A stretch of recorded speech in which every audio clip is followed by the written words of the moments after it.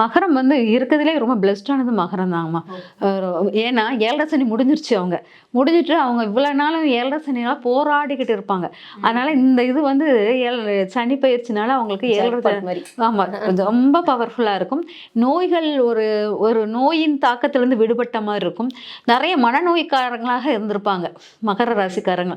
அவங்களுக்கும் கொஞ்சம் ரிலீஃப், ஏன்னா கேதுப்படியும் மாற்ற போகுது. அதனால் கொஞ்சம் ரிலீஃபாக இருக்கிற மாதிரி இருக்கும். நிறைய பொய் பேச ஆரம்பிப்பாங்க இப்போ. ஆமாம், இதை வந்து நிறைய மறைப்பாங்க. அதே மாதிரி ரகசிய உறவுகளை வந்து மேம்படுத்துவாங்க. அந்த யாராச்சும் இவங்க கூட பேசக்கூடாதுன்னு நம்ம சொல்லி வச்சிருப்போம், நான் பேசவே மாட்டேன் அப்படின்னு சொல்லிட்டு அவங்க கூட தான் ரிலேஷன்ஷிப் எல்லாமே உருவாக்கிட்டு இருப்பாங்க. அந்த மாதிரி மகர ராசிக்காரங்கள் இருப்பாங்க.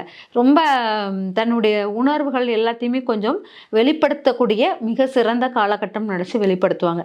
திருமண வாய்ப்புகள் கூடி வருவதற்கு நிறைய வாய்ப்புகள் இருக்குது. அதனால் இவங்க திருமணம் எல்லாமே எதை எடுத்தாலும் இவங்களுக்கு சக்ஸஸ் கொடுக்கக்கூடிய நாளாக மாறி போன மாதிரி இருக்கும். ஒரு வேலையில் வருமானம் பெருகும், தொழில் செய்தால் அதுலேயும் நல்ல ரெட்டிப்பான இதெல்லாம் கிடைக்கும் அப்படிங்கிறது. நிறைய குழப்பங்களுக்கு தெளிவான நீரோடையாக பதில் கிடைக்கும் அப்படிங்கிறத எடுத்துக்கலாம். அதனால் இந்த சனி பயிற்சி இவங்களுக்கு ரொம்ப பிளெஸ்டான சனி பயிற்சியாக இருக்கும். அருமையாகவும் இவங்க நகர்த்தி கொண்டு போவாங்க இந்த சனி பயிற்சி.